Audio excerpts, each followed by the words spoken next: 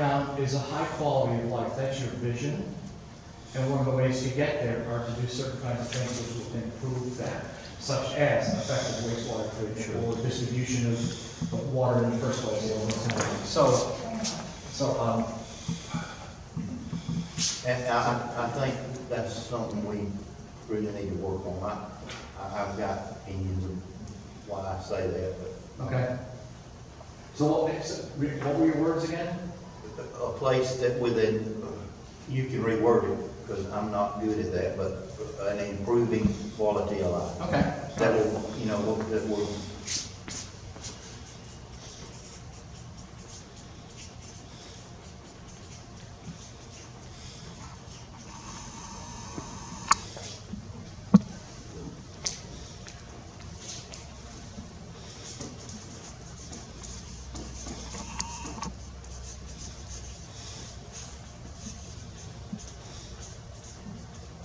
Whatever those services are.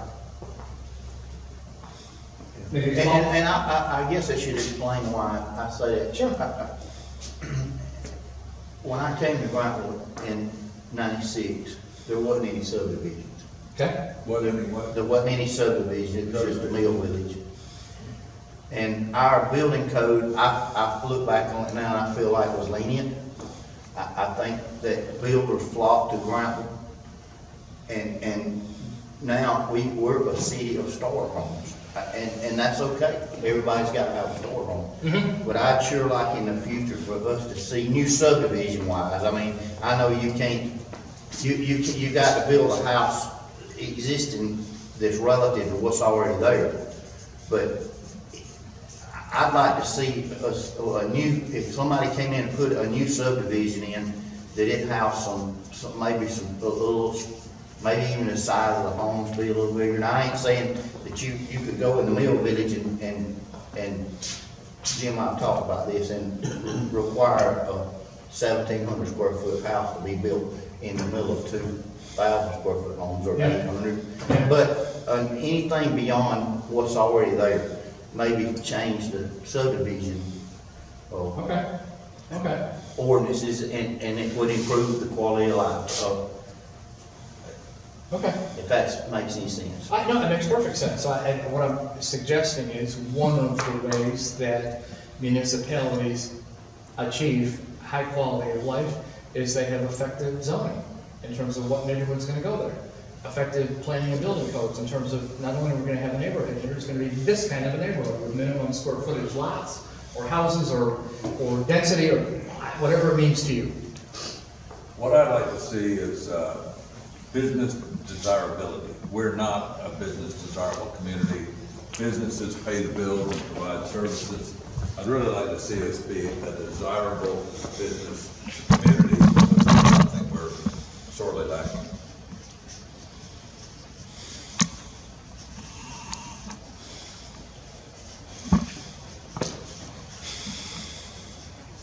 Okay?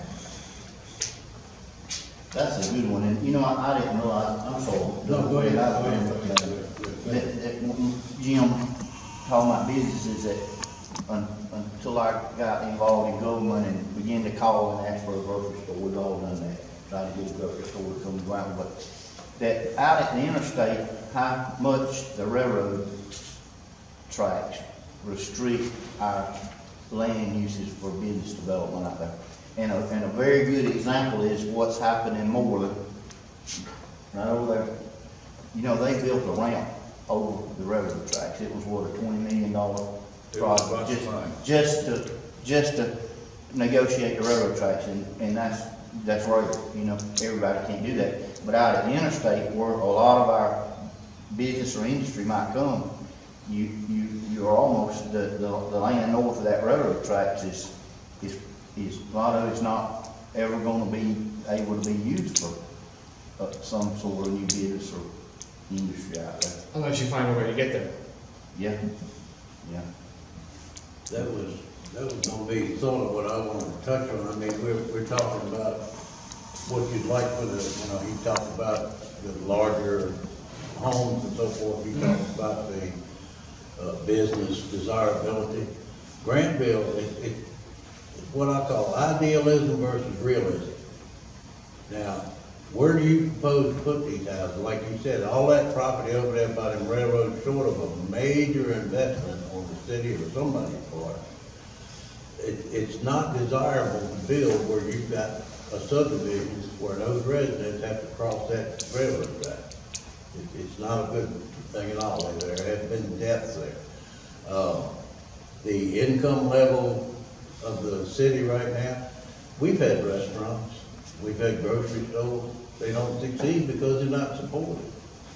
And, you know, I would love for the city of Grantville to have a reputation or be put out there that, it's one of the safest, cities to live.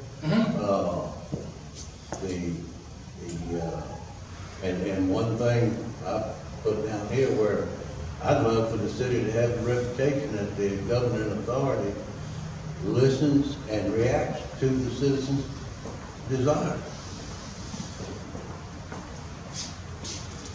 But, you know, as far as Grantville, we need, Jim is right in the sense that we need some businesses and at least a industry or something.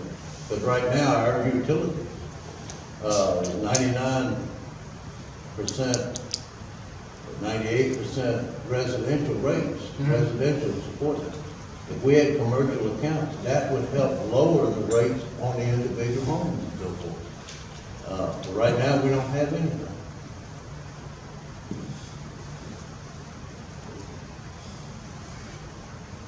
And there's no land that I'm aware of. I mean, we got a couple of spots that could be developed for commercial or industry. But as far as residential, there's not a lot of land available that you can build these homes on, short of annexation. I don't know whether that's an option or not. That's what Newman did several years back. They opened their city limits all the way out to in the county. That's an option, and we could do something. I thought there's quite a bit of land left to build on in Grantville. I know the timber company owns 500 acres in the city limits itself, so not all of it could be developed, but they do own 500 acres in the city limits. But they're not selling it, are they? I assure you they'll sell it. Well, I mean, you know, everything they sell pretty much at the right price. Just about every small town in Georgia was developed around the railroads. That's why the small towns are there. And half the towns on one side of the city, half the towns on the other. I mean, I told you, I live in Smyrna. The railroad track runs right through the middle of the city, right next to Marietta. The railroad track runs right through the middle of the city. And this was a long time ago, obviously, when they faced exactly the same thing that you're talking about. How do we get access over there unless we cross these tracks? Because if you don't cross the tracks, you, in fact, don't have that land. It's inaccessible, you don't even have it. And so let's not even talk about that land unless it's sort of they build it and they will come. You've got to have access to it. And you know the history of Georgia. The reason why towns are where they are is because it was beside the railroad tracks. Well, a lot of people do not realize the power of the railroad has. I'm sorry? A lot of people do not realize the power that the railroad has. Oh my God, yeah. They run this thing. It's like, I listen to Hoganville, down there, sometimes in during trains have all of the streets, the Main Street, Boyd Road, Johnson Street, all of them blocked for 4 or 5 hours. And you know what? The mayor has complained, the state representatives have complained, and you know what they said? It's our railroad, that railroad went through there before Main Street was there. Yeah, and it's actually affected the livelihoods and businesses. Absolutely. Because they're trying to sit there so long. Norfolk Southern is a challenging organization to deal with, but they're not impossible. I guess that's what I would say. I've recently worked with a town that has a railroad going right through the middle of town, and they wanted a no horn zone. And they did no horn zone. Where they No horn. Horns. They wanted to eliminate the train blowing a horn when they cross Yeah. the two streets that were in the middle of the city. It took them, I don't know, 4 years of wrestling with Norfolk Southern. They finally got a no horn zone, and so now there's not horns that the trains are blowing. It's extremely difficult. It is extremely difficult, but it's not impossible. And One of the things we listed last year was to do work on that freight depot. And that's one of the problems we face. We've got to get their permission, and we own the building. But the land that it's on, they own that, and to do anything around that building, we've got to submit plans and get their approval and the seal of, go ahead and whatever. So, actually, I thought when we left here, or when I left, that after we had our little group get together, the freight depot was the one priority thing out of the meeting last year. Y'all agree? The freight overpass. The freight depot was the one that we all agreed we ought to focus on. But see, we can't do anything until we Because get it's permission usable. from them. I mean, the one priority that the guy said on that freight depot is we've got to divert that water that right now is running into the foundation. But we can't even do that without the railroad permission. Unless we just build a big dam and send it down Main Street. Well, And if we can put boats on Main Street. what I would suggest is, if you're not meeting with the railroad every week, then next year we will be talking about this again in exactly the same time. Somebody has to do something. Somebody has to do something. And that's what are we gonna do, who's gonna do it, and when are we gonna do it? Whether it's one person or a contingency of 2 or 3, but the way to eat an elephant is one bite at a time, or else the elephant just continues to sit there in the room. So I hear this all the time, but at some point in time, somebody has to grab the proverbial bull by the horns and do it. You know, y'all get tired of me, but the freight depot we don't own, you've described how difficult it is. And our crumbling sidewalks in front of all the businesses downtown haven't been touched in 60 years. And when we talk about downtown and it don't at least include a discussion, you spend a fortune on a passenger depot and still spending money on it. We want to spend a bunch of time, effort, and city money on the freight depot. We got people coming in. Everybody in town uses the sidewalk that does any interest in town, any use in town, including all the tourists that come. And that we got crumbling sidewalk. Even if you think they're safe, they're ugly as sin. They tell everyone, we don't care about our downtown. We're not spending any money here. We care about the buildings we don't own, the freight depot, the passenger depot. But we have not spent a penny, and those sidewalks, even if you want to tell me they're safe, they look terrible. And the businesses are not attracted. I mean, it takes away the attraction, and the businesses can't fix that. It's city property. We can't invest in the sidewalks. We don't own them. So that's my thought. Downtown obviously is important to me. I took it out of foreclosure just so it wouldn't sit there and rot.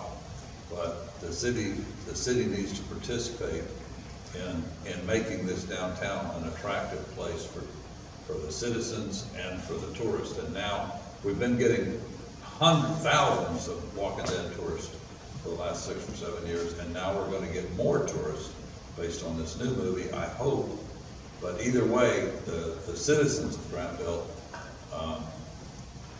will always be using that, even if they're walking on the sidewalks to go to the dollar store, the restaurant, beauty salon, the barber shop, yada, yada, yada. We need to do our part on those sidewalks and make them safe to me and attractive for the community. And and heat begets heat. If the city will participate and help the business, the building owners see some participation, they're inspired to invest too. They don't sit there and say, well, nobody cares but me, and I can't get a return on this. So Anyway, I know I wear y'all out on this, but that's my continuing thought. Thank you for listening.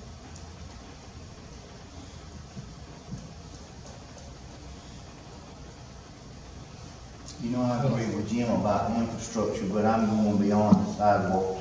I think that I'm beginning to realize that, I don't know who's to blame, or maybe nobody. But over time, our utility infrastructure has not been kept up to date. And now we're faced with some pretty expensive decisions to try to get it up to date. I'm talking sewer and utility, power lines. I think that it just over time, I'm talking about years of not just, I don't know what I'm trying to say. I don't know, maybe nobody's to blame, maybe there wasn't the money to do it, but I think now we're faced with some problems. I would call that deferred maintenance. Thank you. I need somebody What is that to called? fill in the blank for Deferred it. maintenance. Deferred maintenance, yeah. Actually, call it kick the can down the road. Thank you, that's your term, I remember that from last year. I've always said that we only react and we never act. Yeah. We only react to a damn disaster. Rather than, I mean, these things, several years ago, back in 2000, Brennan Jones took me around to the pond, and there were gates that should be operational, been rusted shut for 30 years. It was just neglected. And now it's all coming due. That's the kick the can down the road. We'll deal with that next year. And it's gonna be on the backs of about 1,200 customers right now. Yeah. And the react kind of thing is, when someone trips on one of your city sidewalks and breaks their neck and sues you for $9 million, all of a sudden you're gonna find the money. I don't know where, but you're gonna find the money. Well, so what you're saying, find the money now. First of all, save $9 million of a lawsuit and spend $60,000 on fixing the sidewalks. That's proactive, not reactive. But yeah, that's part of it, is you can kick the can down the road only so far, and then it comes back to an emergency disaster, and now we're gonna deal with it.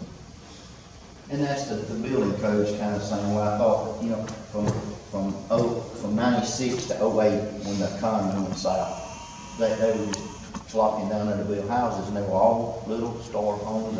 We had our own inspectors, our own little lenient building code, and nothing changed. It just, that continued to go on until the economy stopped it, obviously, But Alan, and I was building houses back then, well, my brother owned the company, I worked for him. But one of the reasons some of those builders came to Grantville, and we are paying the price right now, and we're gonna be paying it, is because the city of Grantville is not enforcing their building code. well, that's what I'm saying. What I ain't gonna happens- say it just like that. And we got roads that and sewer systems right now that are breaking down, and now the city is gonna have to pay, the citizens are gonna have to pay to fix what should have been done by the developers of the subdivision. But that's why some of them flocked to Grantville, because we were not enforcing our rules, and county to county was. Yeah. I agree.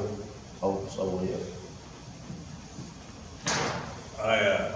I want to agree with both of you on the infrastructure was not managed, poorly done, and the roads and the sewage problem, but I think it's a tremendous benefit of all those new homes that were built, even 1,100 square foot homes. Ivy Glen subdivision is the biggest example. We've got a lot of families in Ivy Glen. We've provided housing that is affordable to buy, own, and pay utilities on, compared to a house that's 50% bigger. So obviously I'm in the business, but it's because I'm passionate about these young families that can't afford a 1,700 square foot house and the utilities to pay for it. So those folks, Ivy Glen, from there and across the street, Canterbury. Look, you know, they've brought a lot of good people. They've increased our population.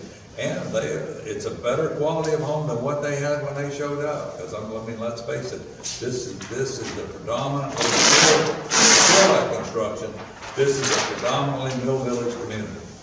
Majority, I should say, majority Mill Village community. So we have upgraded, and my personal opinion is the need for 1,200 square feet is tremendous, and that's not a lower quality of people. That's people that either don't want the big house, the extra 50%. But I certainly agree with you, the infrastructure was not properly done. We don't even have proper maps in Ivy Glen, and the roads are inadequate in every new subdivision that was built. And then maybe it's not so much the size of the house, it's just the, you know, that the builder and the people that live in these subdivisions have more vested interest in it. Maybe an answer to the homeowner association, there wasn't enough green space, there ain't no community center in any of these subdivisions. It's just things that you see now that you didn't see back then, is what I'm talking about in the future, maybe look at considering. Well, there's a lot of things that affect that, you know, like our subdivision. Back, I can remember back when Ivy Glen and so forth was being built. One thing was the American dream, everybody should own a home. And the federal government, you know, basically told the builder, hey, you need to sell it folks a home. Well, they can't afford it. Well, sell it to them anyway, they gotta have a home. Our dream is to have a home, and the builders did that. Well, 8 years later, when the refrigerator went out, the washer went out, the dryer went out, they couldn't turn to the landlord and say, hey, landlord, fix it. They had to fix it. They didn't have the money. They were strapped to pay the house back. And that's what's happened to some of our subdivisions. There's 90% rental houses now, because the original owners, they couldn't afford to live there. Well, you gotta have a renter that can afford it too. No, I know, I got enough to get there, I did it for a long time. Here's how they did it. This, in my opinion, the entire disaster of that recession was caused by the government doing one thing. What you said, we want everybody to own a home, and we as the government will subsidize that loan by 20% to every loan you make. I had people calling me up thanking me for turning them down to rent a house. Mr. Sells, now I've bought a house, brand new, with cheaper rent, with cheaper mortgage payment than you were gonna charge me for rent. And I said, you're very welcome. And when I hung up the phone, I'll get your house because I turned you down, you don't pay your bills. And you're going to lose that house, and that's what happened. These neighborhoods have had a resurgence. Initially, when they were built, and this is all through Coweta County, not just Grantville, anybody that could fog a mirror moved in. And some of these neighborhoods got really ugly for about 6 or 7 years, and I wouldn't go in them. And now they have turned around with people that can afford to rent or people that can afford to buy, that can pass a credit check, whereas they were sold to people who could fog a mirror. And the government did a great disservice to the taxpayer and the communities when they subsidized all these loans by 20% that we wound up paying. The demographic shift that you're also going to deal with is that the younger population, and I'm not stereotyping, because there's evidence, they don't want to own.